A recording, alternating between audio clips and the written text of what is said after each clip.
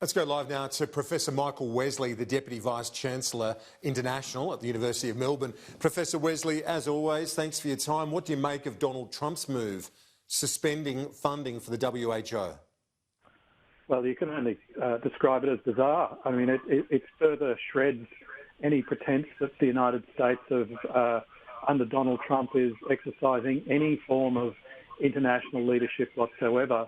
Simply withdrawing 15% of the WHO's budget at the time when the world needs global health coordination the most is quite frankly bizarre. In terms of the critique of the WHO being under the thumb of China, I guess that's been the political motive from Donald Trump. But as you say, it does come amid an ongoing pandemic. Look, every international organisation, by definition, exists at the will of its members. It cannot go into a country like China if China doesn't invite it in, just like it cannot go into Australia or to the United States unless those sovereign countries invite it in. So that criticism from Donald Trump is completely off the mark.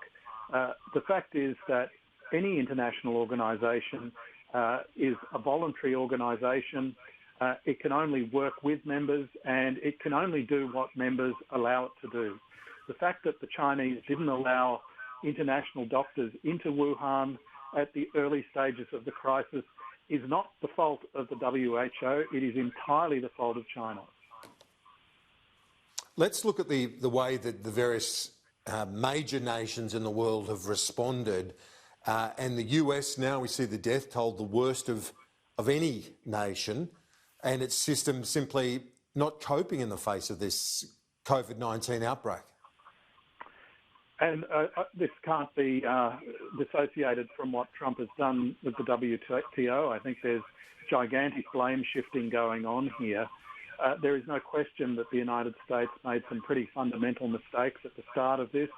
It starts from the top. Trump really didn't take the pandemic seriously, despite the evidence that was coming in from around the world about how serious this particular pandemic was. And then there were some basic mistakes made in implementing countermeasures against the COVID-19 pandemic in the United States.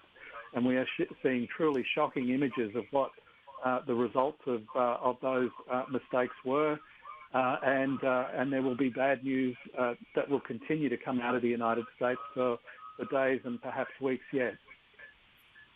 When you look at the WHO response in terms of the pandemic, declaring it a pandemic, I mean, the Morrison government got in ahead of the WHO in declaring COVID-19 a pandemic. Does it show that it's too cumbersome? Look, there were infectious disease experts in my university and elsewhere who were really scratching their heads about why it took the WHO so long to declare a pandemic.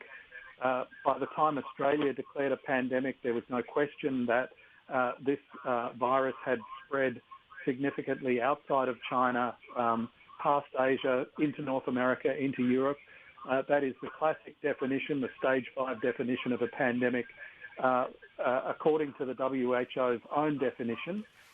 So it is very curious, and it needs to be investigated why it took the WHO so long to make that very, very clear declaration, which has all sorts of policy implications about fighting the pandemic. Are you starting to see some of the pieces fall into place as to how the international community, I'm thinking in terms of power of the various players in the international community and how they will fit in a post-COVID-19 world? Oh, look, I think we will go back to the rivalries of the pre-COVID-19 world. I don't think there will be a massive redistribution of power. I think the high levels of debt, the lower levels of growth will mean that governments are no longer able to invest in geopolitical competition as they were, let's say, 6 months ago. But those causes of of rivalry, of disagreement will continue. Quite interestingly, after the last big global contagion, if you like, which was the global financial crisis, the United States and China continued to accuse each other of having caused it or made it worse for years after that particular crisis had passed. I think we can expect similar blame games. We're already seeing those blame games occurring. Both China and the United States are very sensitive about criticisms of their own handling of the crisis and very quick to accuse others of having mishandled the crisis and caused it to spread much faster. That will continue, and unfortunately, institutions like the WHO will be casualties caught in the middle of this, just as the IMF was a casualty caught in the middle of the last controversy over the outbreak of the global financial crisis. Professor Wesley, as always, I appreciate your time. The Deputy Vice-Chancellor at the University of Melbourne. Thanks.